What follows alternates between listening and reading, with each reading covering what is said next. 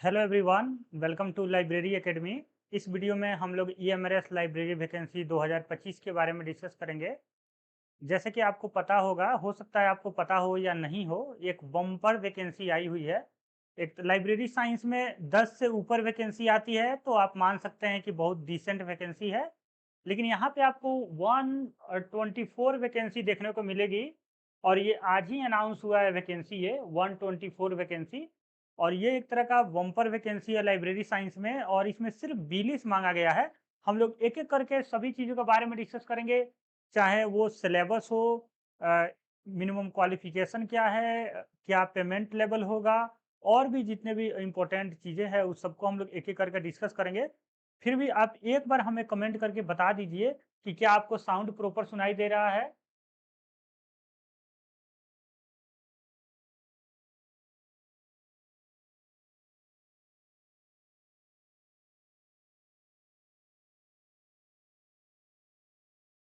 बिल्कुल, हम लोग डिस्क्रिप्टिव पेपर के बारे में भी डिस्कस करेंगे और डिस्क्रिप्शन, इसमें डिस्क्रिप्टिव पेपर है तो उसको कैसे हम लोगों को हैंडल करना है। ऑब्जेक्टिव भी पूछा जाएगा तो एक एक करके हम लोग आगे बढ़ेंगे। फिर भी आप एक बार हमको साउंड क्लियर बता दीजिए कि आपको प्रॉपर साउंड आ रहा है कि नहीं।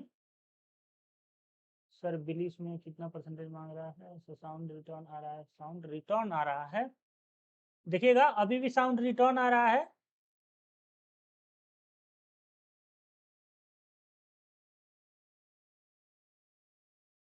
साउंड को लेके एक बार हमें बता दीजिए। Sound is okay, okay, okay. चलिए आगे बढ़ते हैं लोग। नहीं सर, साउंड सही है, ओके, ठीक है। तो आगे बढ़ते हैं हम लोग। इसमें हम लोग पूरा डिटेल देखेंगे कि किस तरह के आपके क्वेश्चन पूछे जाएंगे डिस्क्रिप्टिव में, और कैसे हमको हैंडल करना है, क्योंकि पहली बार ऐसा हुआ है। और एक बात ध्यान रखिएगा, दिल्ली यूनिवर्सिटी ने डिस्क्रिप्टिव लागू किया, ईएमआरएस ने लागू किया। आने वाले वैकेंसी में केवीएस के और एनवीएस दोनों में डिस्क्रिप्टिव लागू होने जा रहा है। ये बात हमें पहले ही पता चल गई थी, लगभग फरवरी 2025 में ही। लेकिन एक नोटिफिकेशन का मुझे इंतजार रहता है। मैं पहले कभी भी, देखिएगा, पहले मैं कुछ भी अनाउंस नहीं करता हूँ। तो मेरे यूट्यूब चैनल पे भी देखिएगा आप, बिहार लाइब्रेरियन से लेके या कोई भी, जब तक हमको ऑफिशियल नोटिस नहीं मिलता है तब तक मैं कुछ भी नहीं डिस्कस करता हूँ। तो चलिए हम देखते हैं यहाँ पे ईएमआरएस लाइब्रेरियन वैकेंसी के बारे में। देखिए यहाँ पे जो वैकेंसी है वो टोटल वैकेंसी जो है 124 पोस्ट है। और इसमें हम लोग एक एक करके सारे चीज देख रहे हैं। सबसे पहले हम लोग बात करते हैं कि ये जो वैकेंसी है इसका किस नेम से आया है। तो ये आया है ESSE 2025 के नाम से, ईएमआरएस में, EMRS state staff selection exam के नाम से आया है। और इसमें जो टोटल वैकेंसी है वो 125 वैकेंसी है, जिसमें ईवर कैटेगरी का 52 है, ईडब्ल्यूएस के लिए 12 वैकेंसी है, ओबीसी एनसीएल जो नॉन क्रीमी लेयर है उनको 33 है उनके लिए, एससी कैटेगरी के लिए 18 वैकेंसी है, एसटी के लिए 9 वैकेंसी है टोटल, और वीआई और आईएच ये जो हैंडीकैप्ड होते हैं उनका कैटेगरी कैटेगरी है, उनके लिए 2, और एलडीए के लिए 1 वैकेंसी है।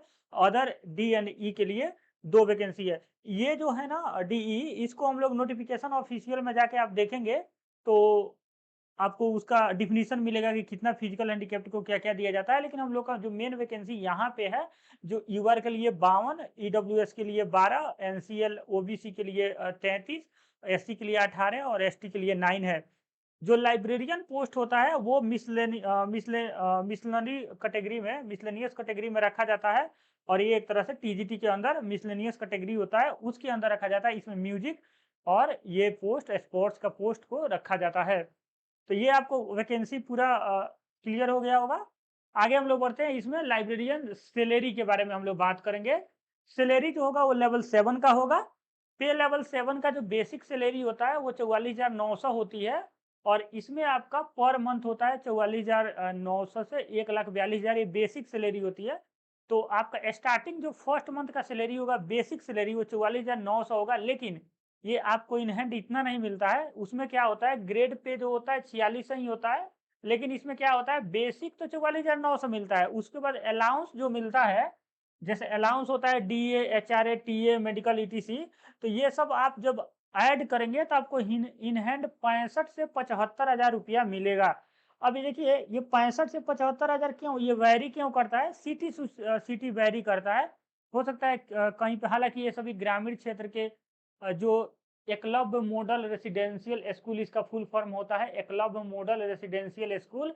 तो ये जो भी ट्राइबल एरिया है वहीं पे ये स्कूल देखने को मिलेगा, तो हमेशा ग्रामीण क्षेत्र में होगा, तो वहाँ पे जो एचआरए होगा वो कम होगा। इस केस में आपको 65 से 68,000 आपका स्टार्टिंग पर मंथ क्रेडिट होगा आपका सैलरी। तो काफ़ी डिसेंट सैलरी है और स्मार्ट सैलरी है। उसके बाद हम लोग बात करेंगे एलिजिबिलिटी क्राइटेरिया की। तो एजुकेशनल क्वालिफिकेशन जो इसेंशियल है ना, सिर्फ बीलिस मांगा गया है 50%। आपको मतलब 50% से आप बीलिस किए हुए हैं तो आप एलिजिबल हैं। अगर आपका सेकंड डिवीजन भी है, 50% भी है, तो आप एलिजिबल हैं। और अगर कोई जैसे बीएचयू या बहुत सारे ऐसे यूनिवर्सिटी है तो जो इंटीग्रेटेड बिलिस एमलिस कोर्स कराते हैं, तो उनके लिए इंटीग्रेटेड अगर मास्टर ऑफ लाइब्रेरी साइंस है तो उनके लिए भी एटलीस्ट 50% आपका मार्क्स होना चाहिए। ये हो सकता है bachelor of library information science का कोई कोर्स किया हो या बैचलर ऑफ लाइब्रेरी साइंस का कोई कोर्स किया हो, तो दोनों लोग यहाँ पे एलिजिबल होंगे। उसके बाद डिजायरेबल क्वालिफिकेशन मांगा गया है। हालांकि ये इसेंशियल नहीं है कि आपको वर्किंग नॉलेज होना चाहिए रेसिडेंस स्कूल का और आपको कंप्यूटर एप्लीकेशन का ज्ञान होना चाहिए। तो ये दोनों आपका डिजायरेबल है, तो ये नहीं भी रहेगा तो कोई दिक्कत नहीं है। इंटरव्यू तो है नहीं, यहाँ पे इंटरव्यू नहीं होगा। तो इस केस में आपका सिर्फ बिलिस है या इंटीग्रेटेड एमलिस है, तो आप उस दोनों केस में आप एलिजिबल हैं, आप फॉर्म भर सकते हैं। देखिए ये सेंट्रल गवर्नमेंट का वैकेंसी है, ध्यान रखिएगा। ये सेंट्रल गवर्नमेंट का वैकेंसी है, इसलिए आप किसी भी स्टेट से बिलोंग करते हैं, चाहे आप केंद्र शासित प्रदेश से हैं या भारत के किसी भी राज्य से बिलोंग करते हैं, तो आप ये फॉर्म फिलअप कर पाएंगे और आपका जो आरक्षण का नियम है आप पे लागू होगा। यानी आप आरक्षित सीट से हैं तो आपको आरक्षण मिलेगा। कोई पर्टिकुलर किसी स्टेट का वैकेंसी नहीं है, ये केंद्र सरकार का वैकेंसी है। उसके बाद हम लोग बात करते हैं एज लिमिट की। तो एज लिमिट जो है ये 35 साल मांगा गया है। लेकिन देखिए ये जनरल कैटेगरी से अगर कोई व्यक्ति है उसको 35 ईयर से ऊपर नहीं होना चाहिए। लेकिन अगर एससी एसटी से कोई बिलोंग करता है, ओबीसी से बिलोंग करता है, तो उसको एज रिलैक्सेशन मिलता है। तो एज रिलैक्सेशन जैसे एससी एसटी को 5 ईयर मिलता है, ओबीसी को 3 ईयर मिलता है। तो इस तरह से 40 और 38 साल तक आप एज कैटेगरी में आ सकते हैं। और ईएमआरएस एम्प्लॉई अगर हैं, आप पहले वहाँ पे उस स्कूल में कोई भी पद पे हैं, तो आपके लिए 55 साल एज लिमिट रखा गया है। और इससे ज़्यादा 55 साल से ऊपर आपका एज नहीं होना चाहिए। तो आप समझ जाइए कि आप अगर एससी एसटी से हैं तो 40 साल। फिजिकल हैंडीकैप्ड के लिए भी एज में छूट दी गई है। जो केंद्र सरकार का जो बेसिक नियम होता है एज रिलैक्सेशन का, वो यहाँ पे भी लागू होगा। तो ये रहा एज। उसके बाद हम लोग बात करते हैं स्कीम ऑफ एग्जामिनेशन का। तो देखिए स्कीम ऑफ एग्जामिनेशन बताने से पहले पहले जो ऑब्जेक्टिव पेपर होंगे उसमें निगेटिव होगा 1/3 का, ये आप नोट कर लेना। निगेटिव होगा। हाँ, एक और बात है, सबसे बड़ी बात, जो फॉर्म फिलअप होगा ये इनके वेबसाइट ईएसएससी, आप गूगल में सर्च कीजिए ईएमआरएस ईएसएससी 2025, तो आपको लिंक मिल जाएगा। और ये 23 अक्टूबर के रात 11:55 तक, यानी 12 बजे रात तक, 23 अक्टूबर तक लास्ट डेट है फॉर्म। ये लास्ट डेट है फॉर्म फिलअप का। यानी कि आप 23 अक्टूबर तक फॉर्म आपको फिलअप कर लेना है। उससे ज़्यादा आप मत पहले ही फिलअप कर लीजिएगा, 20 अक्टूबर के पहले ही। तो देखिए मोड ऑफ एग्जामिनेशन की अगर बात करें हम लोग स्कीम ऑफ एग्जामिनेशन में, तो इसमें 2 पेपर होंगे। एक होंगे प्री, दूसरा होगा मेंस। देखिए जो लोग पिछले बार ईएमआरएस में सेलेक्ट हो गए हैं उनके लिए देखिए उन्होंने सिर्फ एक एग्जाम दिया था और वो सेलेक्ट हो गए थे, उनका ज्वाइनिंग हो गया था, ना ही इंटरव्यू हुआ था, ना ही मेंस हुआ था। लेकिन इस बार आपको मेंस देना पड़ेगा।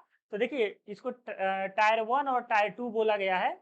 तो टायर 1 में जो एमसीक्यू होगा ओएमआर शीट बेस्ड होगा, ये पेन पेपर से होगा, यानी ऑफलाइन पेपर होगा, ऑनलाइन पेपर नहीं होगा। और टायर 2 का जो है ये combination of descriptive question across MCQs based होगा। ये भी पेन पेपर पे होगा, ये भी ऑनलाइन नहीं होगा। तो ध्यान रखिए जो आपका टायर 2 है टायर 1 है, दोनों ऑब्जेक्टिव पेपर दोनों में रहेंगे। हालांकि देखिए टायर 1 में जो है सिर्फ ऑब्जेक्टिव 100 क्वेश्चन रहेंगे, 100 मार्क्स के। लेकिन टायर 2 में ऑब्जेक्टिव भी रहेंगे और सब्जेक्टिव भी रहेंगे, यानी डिस्क्रिप्टिव भी रहेगा और एमसीक्यूज भी रहेंगे, ये भी ऑफलाइन होगा। जो टायर 2 है, इंटरव्यू का जो प्रोसेस है ये सिर्फ प्रिंसिपल के लिए है, ये लाइब्रेरियन के लिए नहीं है। तो कोई नोटिफिकेशन देख के हो सकता है कंफ्यूज हो जाए, तो कंफ्यूज होने की जरूरत नहीं है। हम लोग का लाइब्रेरी में इंटरव्यू नहीं होगा। उसके बाद अगर हम लोग मीडियम चॉइस की बात करें, एग्जाम की, तो उसमें हम हिंदी और इंग्लिश दोनों कोई भी चूज कर सकते हैं। और जो पार्ट 4 में इसमें जो मिनिमम क्वालिफाइंग मार्क्स जो लाना होता है लैंग्वेज पेपर में, उसका जो लैंग्वेज पेपर आप चूज कीजिएगा उसी लैंग्वेज में आपका एग्जाम होगा। तो ये था एग्जाम स्कीम। इसमें बस दो ही बात ध्यान रखिएगा, प्री और मेंस होगा। प्री सिर्फ ऑब्जेक्टिव होगा जो टायर 1 बोला जाएगा, और टायर 2 जो है वो टायर 2 जो है वो सिर्फ मेंस है, उसमें डिस्क्रिप्टिव और ऑब्जेक्टिव दोनों होगा। उसके बाद हम लोग बात करते हैं प्री के जो आपके प्री जो होगा सिर्फ क्वालिफाइंग नेचर होगा।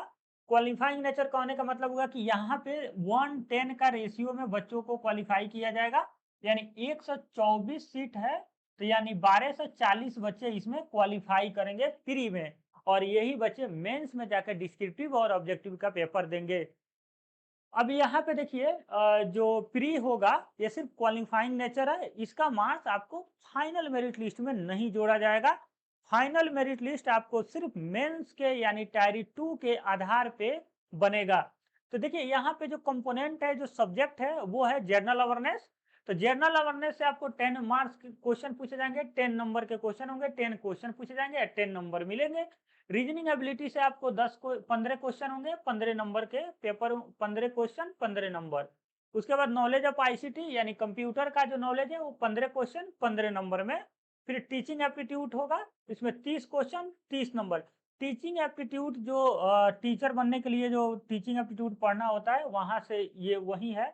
डोमेन नॉलेज के अंदर दो पार्ट होंगे, एक होंगे एक्सपेरिमेंटल एक्टिविटी बेस्ड पेडागोगी, तो यहाँ मेनली पेडागोगी होगा, पेडागोगी।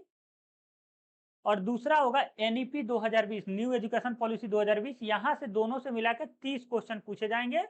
और जो पार्ट 4 है, यहाँ पार्ट 6 जो है, यहाँ पे लैंग्वेज कॉम्पिटेंसी टेस्ट होगा, जिसमें इंग्लिश और हिंदी पूछा जाएगा। अगर आप कोई दूसरा लैंग्वेज लेना चाहते हैं तो ले सकते हैं, वो सिर्फ पासिंग होगा। इसका मतलब कि जो आपका प्री का जो मेरिट लिस्ट बनेगा उसमें इसका मार्क्स ऐड नहीं होगा। तो एक बार क्लियर समझ लीजिए, पेपर 1 यानी कि प्री में लाइब्रेरी साइंस नहीं पूछा जाएगा, सिर्फ जीके जीएस मैथ रीजनिंग और पेडागोगी से क्वेश्चन पूछे जाएंगे, और यही आपको पास कराएगा प्री। देखिएगा, general knowledge, general awareness, reasoning, knowledge of computer, teaching aptitude, domain knowledge. Domain knowledge में दो सब्जेक्ट है, पेडागोगी और एनईपी। ये इसके आधार पे आपको मेरिट बनेगा प्री का, और फिर आप मेंस के लिए क्वालिफाई होंगे। लेकिन जो लैंग्वेज पेपर है, इसमें क्या होगा कि आपको एक पेपर इंग्लिश और एक पेपर जर्नल हिंदी, ये दोनों जर्नल इंग्लिश जर्नल हिंदी दोनों कंपल्सरी रहेगा 10-10 नंबर के। और 10 नंबर में आप कोई भी सब्जेक्ट ले सकते हैं, नेपाली, डोगरी, कोई भी सब्जेक्ट। और अगर आप रीजनल लैंग्वेज में डोगरी नेपाली नहीं लेना चाहते हैं तो आप हिंदी ही ले सकते हैं, तो आपको 20 नंबर का हिंदी हो जाएगा, 10 नंबर का इंग्लिश हो जाएगा। अगर आपने इंग्लिश ले लिया तो 10 नंबर का 10-10 दोनों मिलाकर 20 नंबर का इंग्लिश और 10 नंबर का हिंदी हो जाएगा। और ये सिर्फ क्वालिफाइंग नेचर होगा, मतलब इसमें आपको सिर्फ पास करना होगा 30% लाकर, तो आप पास हो जाएंगे, यानी 40%। तो ये देखिए 30 क्वेश्चन है ना, तो सिर्फ आपको 12 क्वेश्चन अगर आप सही करते हैं तो 40 नंबर आ जाएगा। 40% लाना है, 30% नहीं, देखिए यहाँ 40% लिखा हुआ है, 40% लाना है और आप ये पास हो जाएंगे। अगर इसमें आप फेल हो जाते हैं तो ये जो पार्ट 1 से 5 तक का पेपर है ना, ये आपका चेक नहीं होगा, आपको फेल घोषित कर दिया जाएगा। यानी आप मेंस में कितना हो, ये यहाँ पे 100 में 100 लाते हैं फिर भी आपका क्वालिफाई नहीं होंगे मेंस के लिए। लेकिन आपको लैंग्वेज पास हो जाते हैं तभी इसका मार्क्स ऐड होकर आपका मेरिट लिस्ट बनेगा प्री का, तो प्री आप क्वालिफाई हो जाएंगे, फिर मेंस के लिए जाएंगे। आई थिंक आपको समझ में आएगा, कोई डाउट है तो आप पूछ लीजिए। और जो टाइम है 2 आवर 30 मिनट का ये पेपर होगा टोटल। ये पेपर जो प्री है टायर 1 है, ये 2.5 घंटे का होगा, मतलब 2 घंटे 30 मिनट का ये पेपर होगा। आई थिंक अभी तक इसमें कोई डाउट है तो पूछ लीजिए एक बार।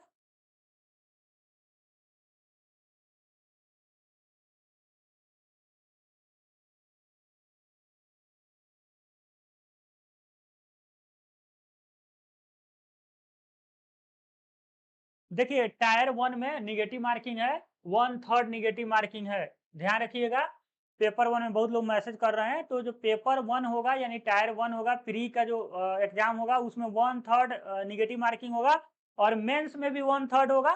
मेंस में 1/3 कहने का मतलब क्या है कि आपको जो ऑब्जेक्टिव पेपर है ना, मेंस में भी 30 नंबर का ऑब्जेक्टिव पेपर है, वहां पे आपको 1/3 निगेटिव मार्किंग होगा।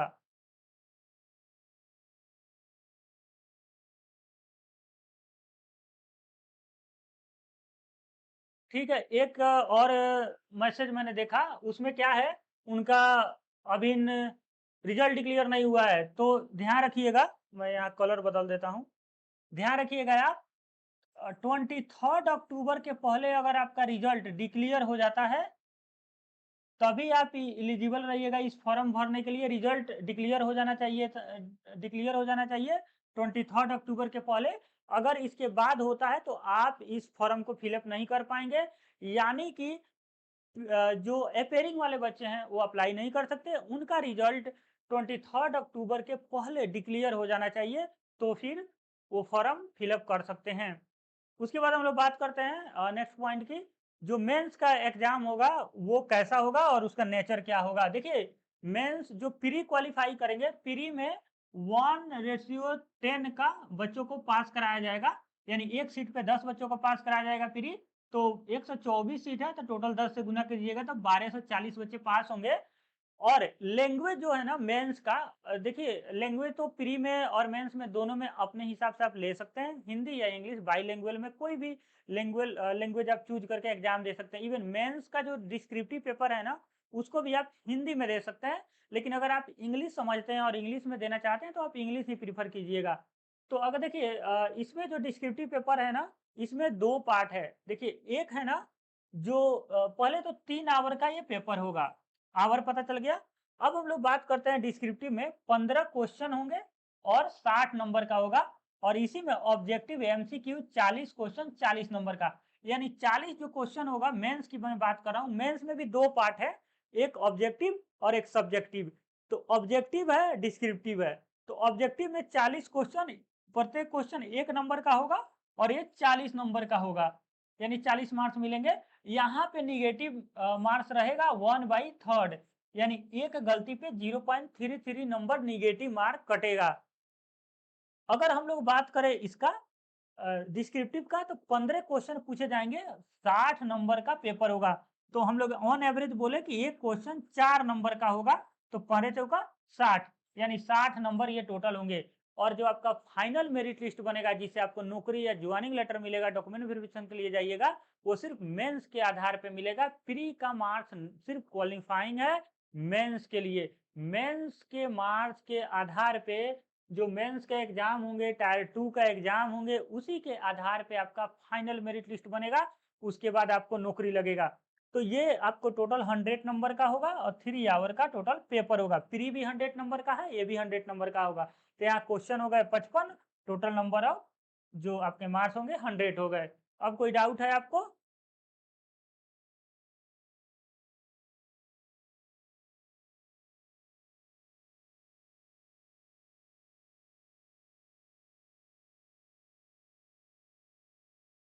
बिल्कुल निगेटिव मार्किंग है। और दूसरा चीज की 49.6 बहुत आप अनलक्की हो गए हैं।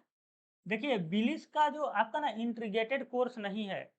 जो एक स्टूडेंट का डाउट है कि उनका बिलिस में आया है 49.6, और एमलिस में वो लेके आए हैं 73% से एबव है आई थिंक। तो देखिए, इस केस में ना आपका इंटीग्रेटेड कोर्स तो है नहीं। अगर इंटीग्रेटेड होता तो दोनों मिला के आपका 50% से एबव हो जाता, लेकिन ऐसा नहीं है। आपने इंडिविजुअल किया है तो आपका बिलिस के मार्क्स में ही ये देखा जाएगा। तो यहाँ पे आपको 50% से बिलो है, इस कारण आप एलिजिबल नहीं होंगे। उसके बाद हम लोग बात करते हैं नेक्स्ट, टायर 2 के मेंस एग्जाम की बात हो गई। उसके बाद हम लोग बात करते हैं सिलेबस की। तो देखिए, ये जो सिलेबस है ना, ये जो सिलेबस है आपका, ये सिलेबस मतलब कि टायर 1 का है। इसमें क्या है, यहाँ पे करंट अफेयर और जनरल नॉलेज पूछा जाएगा। फिर आपका पार्ट 2 में रीजनिंग था। रीजनिंग में आप देखिए पजल है, सिटिंग अरेंजमेंट है, डेटा सफिशिएंसी है, स्टेटमेंट बेस्ड क्वेश्चन है, verbal reasoning, blood relation, series test, assertion reason and Venn diagram. तो ये सब टॉपिक है रीजनिंग का। अगर पार्ट 3 में देखें तो आईसीटी यानी कंप्यूटर है।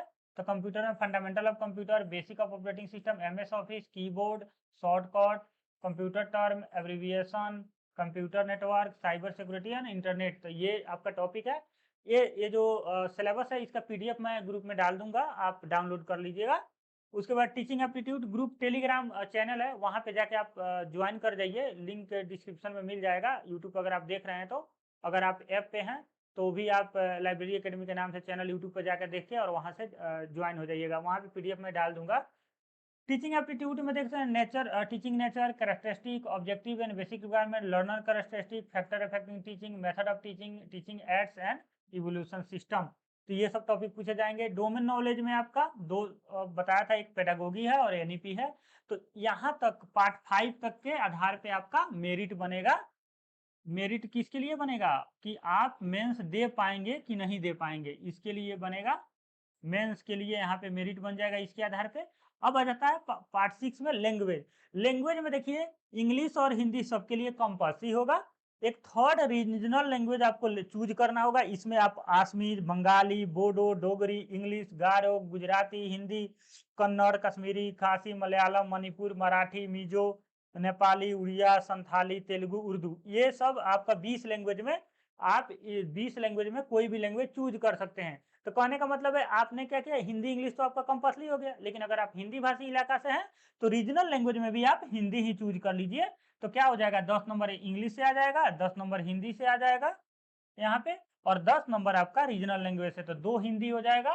तो आपका हिंदी से 20 नंबर का क्वेश्चन आएगा, इंग्लिश से 10 नंबर का आएगा। किसी ने रीजनल लैंग्वेज में इंग्लिश चूज कर लिया तो उसको इंग्लिश से 20 क्वेश्चन आएंगे, 10 आएंगे। किसी ने नेपाली चूज कर लिया तो 10 हिंदी, 10 इंग्लिश, 10 नेपाली से क्वेश्चन आएंगे। और ये जो सिर्फ क्वालिफाइंग नेचर रहेगा, मतलब इसमें आप पास हो जाना है बस, 40% लाना है 30 में। तो 30 में अगर आप 40 नंबर लाते हैं तो टोटल 12 नंबर होता है, तो यानी 12 क्वेश्चन आपका करेक्ट होना चाहिए। और इसमें भी निगेटिव नियम लागू होगा, 1/3 का ध्यान रखिएगा, निगेटिव सब जगह ऑब्जेक्टिव में लागू है। तो यानी आप एक भी गलत नहीं करते हैं, टोटल 12 क्वेश्चन सही कर देते हैं तो आपका रिजल्ट बन जाएगा। अगर 13 करते हैं और एक गलत हो जाता है तब भी रिजल्ट बन जाएगा, तो आप अपना परसेंटेज में देख लीजिएगा। तो ये रहा आपका टायर 1 का सिलेबस।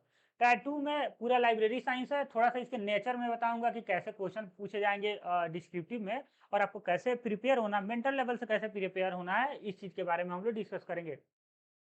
तो देखिए टीजीटी लाइब्रेरी के लिए foundation of library science, social history and foundation of library, ये मैंने कल लाइव में भी पढ़ाया था ये topic, social and historical foundation of library, library का डेवलपमेंट कैसे हुआ। तो ये सब ऑब्जेक्टिव क्वेश्चन यहाँ से पूछे जाएंगे। डिफरेंट टाइप ऑफ लाइब्रेरी, आपका role of UGC, development of academic library, role of library in formal and informal library. तो ये पूरा मतलब बहुत बड़ा टॉपिक है, ये सब बोलूंगा तो मैं 10-20 मिनट लग जाएंगे। तो इसका पीडीएफ मैं दे दूंगा कौन कौन टॉपिक है। फिर जब हम लोग इंडिविजुअल इसका सिलेबस के बारे में डिस्कस करेंगे कि कौन सा टॉपिक इंपॉर्टेंट है, कौन सा कम हमें ध्यान देना है, तो फिर मैं वहां पे भी डिस्कस करूंगा। लेकिन अभी थोड़ा सा मैं बता देता हूँ कि इसी टॉपिक से कैसे नेचर क्या होगा, डिस्क्रिप्टिव पेपर का नेचर कैसे होगा, कैसे क्वेश्चन पूछे जाते हैं। जैसे एग्जाम्पल के तौर पे, जैसे हम लोग कोई भी टॉपिक एक ले लेते हैं, जैसे कि ये फर्स्ट है फाइनेंशियल मैनेजमेंट, ये 3rd नंबर यूनिट है, फर्स्ट नंबर से एग्जाम्पल ले लेते हैं। ठीक है, ये जैसे फाउंडेशन ऑफ लाइब्रेरी साइंस, तो इसमें आप देखेंगे ना कि जैसे ये social history and foundation of, इससे सब्जेक्टिव क्वेश्चन नहीं बनेगा, इससे ऑब्जेक्टिव बनेगा। फिर डिफरेंट टाइप ऑफ लाइब्रेरी, इससे भी नहीं बनेगा, यूजीसी रोल से भी नहीं बनेगा, और यहाँ से फॉर्मल इनफॉर्मल, ये भी बहुत कम चांस है कि यहाँ से सब्जेक्टिव डिस्क्रिप्टिव पेपर बनेगा। एक क्वेश्चन बनना होगा। तो यहाँ पे डिफरेंट टाइप ऑफ लाइब्रेरी से पूछा जा सकता है कि कितने तरह के लाइब्रेरी होते हैं, और नेशनल लाइब्रेरी को मतलब कि पूर्ण तरह से व्याख्या कीजिए। तो हो सकता है कि आपके टाइप ऑफ लाइब्रेरी पूछ दिया जाए, what is library and type of library, और एक किसी लाइब्रेरी को पूरा विस्तार में विवरण मांगा जाए, जैसे कि नेशनल लाइब्रेरी या पब्लिक लाइब्रेरी के बारे में पूछ दिया जाए। जैसे इसमें नोमरेटिव प्रिंसिपल है, जैसे 5 लॉ है, आपका इम्प्लीकेशन ऑफ 5 लॉ है, डेवलपमेंट ऑफ लाइब्रेरी। तो आपको क्या लगता है कि 5 लॉ ऑफ लाइब्रेरी साइंस पूछेंगे? बहुत कम चांस है कि आपसे पूछा जाए कि 5 लॉ ऑफ लाइब्रेरी साइंस पूछा जाए। लेकिन हाँ, ये पूछा जा सकता है इसको ऐसे करके कि 5 लॉ ऑफ लाइब्रेरी साइंस के बारे में बताइए और एक सेकेंड लॉ को विस्तृत में वर्णन कीजिए। तो ये इस तरह से क्वेश्चन पूछे जा सकते हैं। जैसे लेजिस्लेशन है, इसी तरह से आप देख सकते हैं, पब्लिक रिलेशन एक्सटेंशन सर्विस है, यूनिवर्स ऑफ नॉलेज है, modes of formation of subject है, ये सब।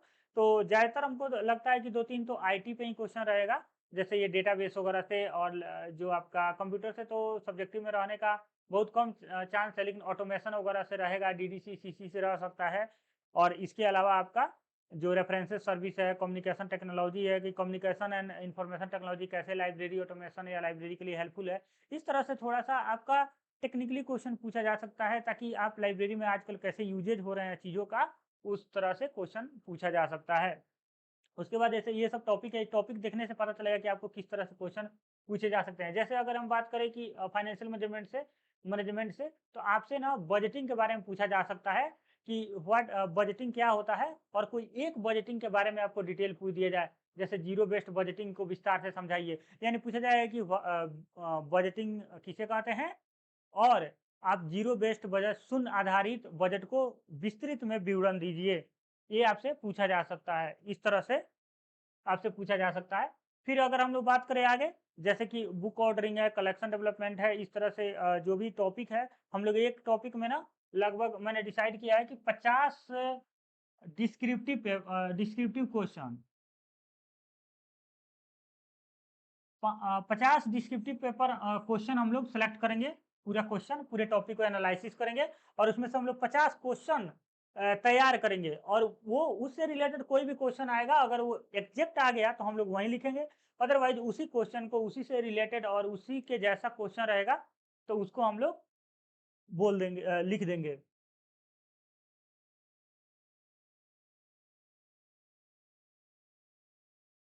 हाँ, नेगेटिव मार्किंग रहेगा, बार-बार आप लोगों को बता रहा हूँ, 1/3 नेगेटिव मार्किंग रहेगा।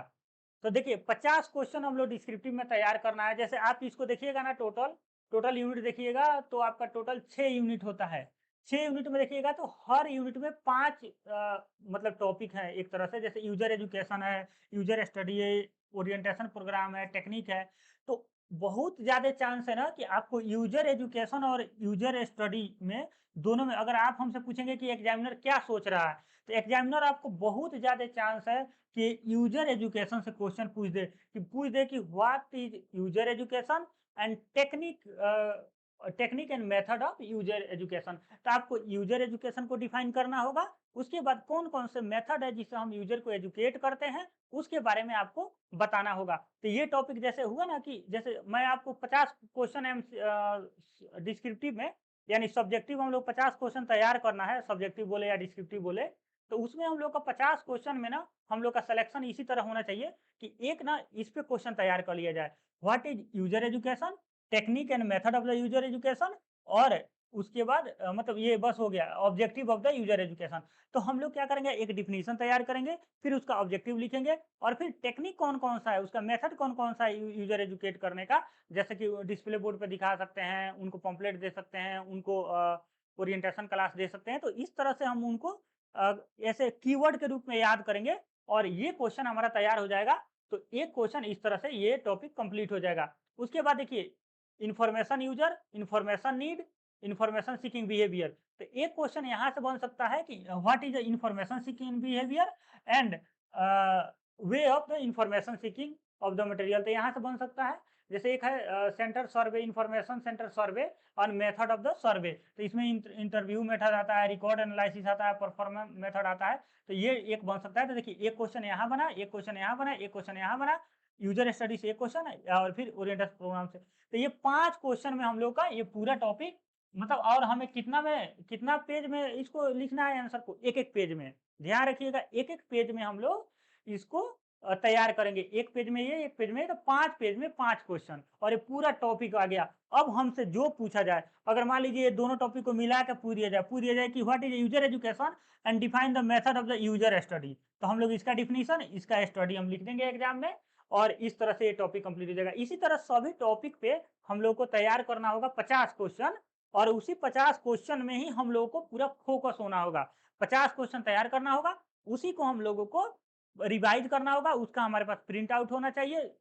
जैसे मान लीजिए मैं डिस्क्रिप्टिव पढ़ाऊँगा आपको, तो डिस्क्रिप्टिव का 50 क्वेश्चन मैं पढ़ाऊँगा, उसको एक-एक कीवर्ड को बताऊँगा, एक-एक चीज़ को समझाऊँगा, उसके बाद वो पीडीएफ आप तक रहना चाहिए ताकि आप उसको प्रिंट आउट निकाल के प्रॉपर पढ़ पाएँ। तो ये मेथड होगा। अगर मतलब कि आगे बैच अगर स्टार्ट करते हैं, स्टूडेंट की क्या डिमांड होती है उसके अकॉर्डिंग, तो मेरा मेथड ये होगा। जैसे यहीं पे अगर हम बात करें कि जैसे आप हमसे पूछिएगा कि इस टॉपिक पर ये तो बड़ा टॉपिक दिख रहा है, इसमें 9 यूनिट है, तो आप इसको कैसे हैंडल कीजिएगा। तो हम लोग को ज़्यादा हैंडल करने की ज़रूरत नहीं है। जैसे देखिए, इसमें क्या होता है ना, जैसे यही टॉपिक हम लेते हैं टीक्यूएम, तो हम लोग सबसे पहले टीक्यूएम टोटल क्वालिटी मैनेजमेंट का कांसेप्ट पढ़ेंगे, ये क्या होता है, इसमें कौन-कौन से एलिमेंट होते हैं और कौन-कौन से टीक्यूएम को हैंडल करने के लिए क्या-क्या टेक्नोलॉजी का यूज़ किया जाता है। बस 4-5 पॉइंट याद रखेंगे, उसी को हम लोग को डिफाइन करना है। अब देखिए, इसमें क्यों ऐसा क्यों करेंगे, क्योंकि हमारा 15 क्वेश्चन 4-4 नंबर का है, तो कितना लिखेंगे? ऐसा तो नहीं ना कि एक ही क्वेश्चन को 4 पेज लिखेंगे, ऐसा नहीं कर सकते। तो इसीलिए हम लोग एक-एक पेज में हमारा आंसर होना चाहिए। एक पेज अगर पीडीएफ में है, तो वो मैक्सिमम हम लोग का अपने से हैंड रिटन में लिखेंगे तो 2 से ढाई पेज चला जाएगा। तो पीडीएफ में 1 पेज, यानी कि आपका डिस्क्रिप्टिव के लिए मैक्सिमम 40 से 50, मैं 50 बोल दिया हूँ, लेकिन 40 से 50 हम लोग क्वेश्चन तैयार करेंगे, जिसमें से 25 क्वेश्चन को वेरी इंपॉर्टेंट के रूप में हम लोग रखेंगे, जिससे कहीं से भी पूछा जाए आप बता दें। तो ये हमारा डिस्क्रिप्टिव का मेथड होगा। ऑब्जेक्टिव का तो पता ही है, सभी टॉपिक को इंडिविजुअल पढ़ना है, जैसे लेक्चर हो रहा है और जैसे हम लोग पढ़ रहे हैं, उसी तरह से हम लोग को पढ़ते जाना है। तो ये रहा आपका टोटल सिलेबस के बारे में। फिर भी अगर आपको कोई भी डाउट है, किसी तरह का कुछ भी आपको अब चाहते हैं कि कुछ पूछना, तो आप हमसे पूछ सकते हैं। इम्पोर्टेंट डेट 23 अक्टूबर तक लास्ट डेट, 1/3 नेगेटिव मार्किंग, और आपको बिलिस चाहिए मिनिमम 50%, या इंटीग्रेटेड है बिलिस इंग्लिश तो भी 50%। ये आपका एलिजिबिलिटी है। 35 साल जर्नल के लिए, बाकी छूट जो है एज का कैटेगरी के अनुसार वो मिलेगा। तो ये इंपॉर्टेंट पॉइंट है इस वैकेंसी से रिलेटेड। टोटल 124 पोस्ट है। और एक चीज है फी को लेके, मैं फी आपको बताया था।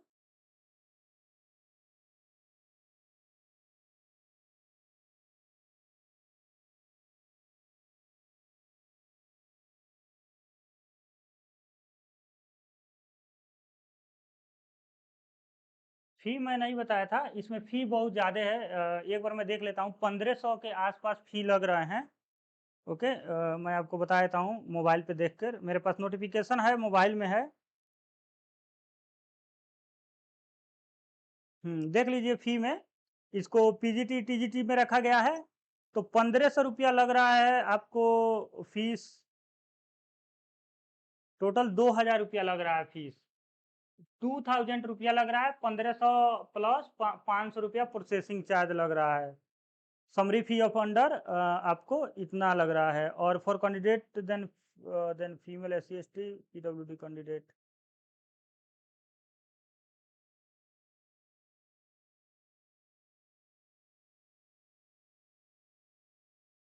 ठीक है, तो इतना फी है आपको, 2000 है टोटल फीस इसमें।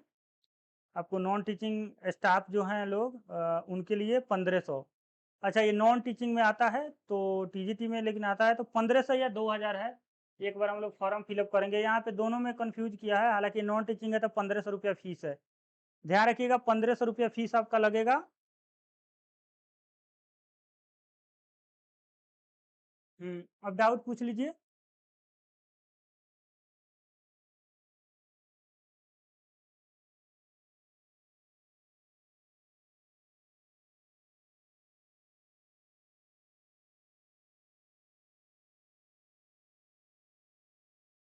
देखिए, बैच को लेके जो बच्चों का डाउट है वो मैं बता देता हूँ।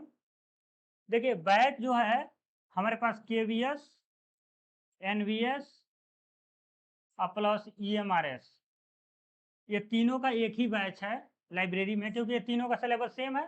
तीनों का डिटो सिलेबस है। आप 6 यूनिट यहाँ भी है, 6 यूनिट केवीएस में, या टॉपिक भी डिटो है, लेवल भी सेम है। तो हमारे पास एक बैच है ये, आप एमसीक्यूज के ले सकते हैं।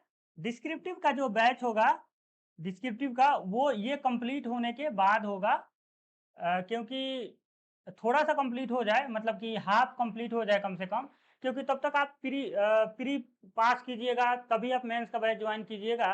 तो इसलिए ऑब्जेक्टिव का तो बैच है, लेकिन डिस्क्रिप्टिव का बैच जो होगा इसके बाद हम लोग लंच करेंगे, 1 मंथ में हो जाएगा। फॉर्म वॉर्म बीतने दीजिए।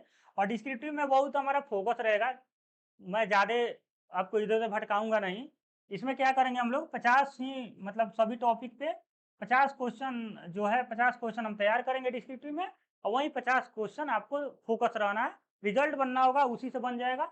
और नहीं तो आप बहुत पढ़ के बहुत कन्फ्यूज़ होके आप देखिए, रीडिंग राइटिंग स्किल होता है ना, ये 1 दिन में नहीं आता है। तो आप सोचिएगा ना कि पूरा हम 200-500 क्वेश्चन तैयार कर लें और जाएँ वहाँ 15 क्वेश्चन हमको, तो बहुत दिक्कत होती है।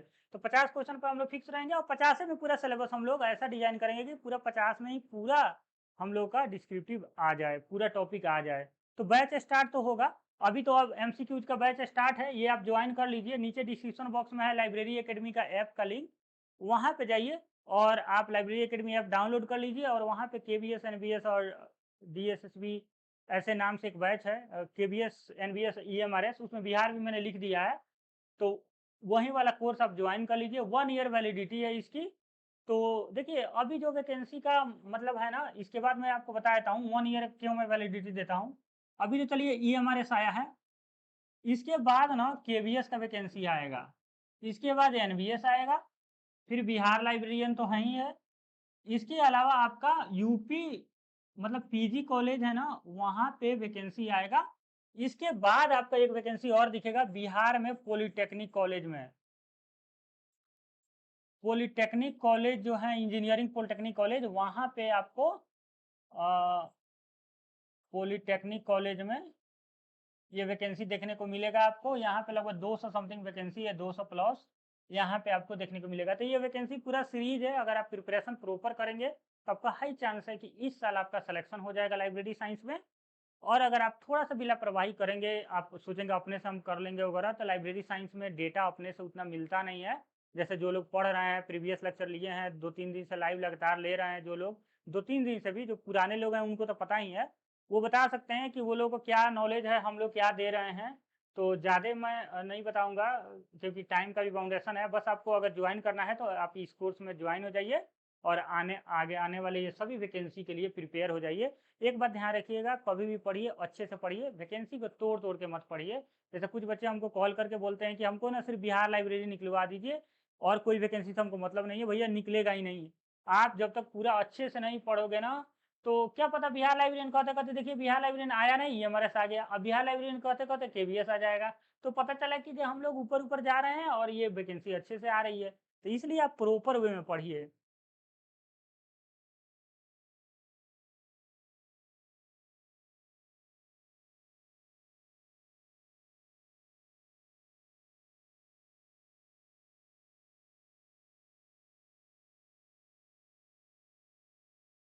तो ठीक है, इसमें अब मुझे नहीं लग रहा है कोई आपको डाउट है, फिर भी कोई डाउट है तो आप कमेंट बॉक्स में कमेंट कर लेना। थैंक यू फॉर वॉचिंग, मिलते हैं नेक्स्ट वीडियो में नए जॉब के साथ।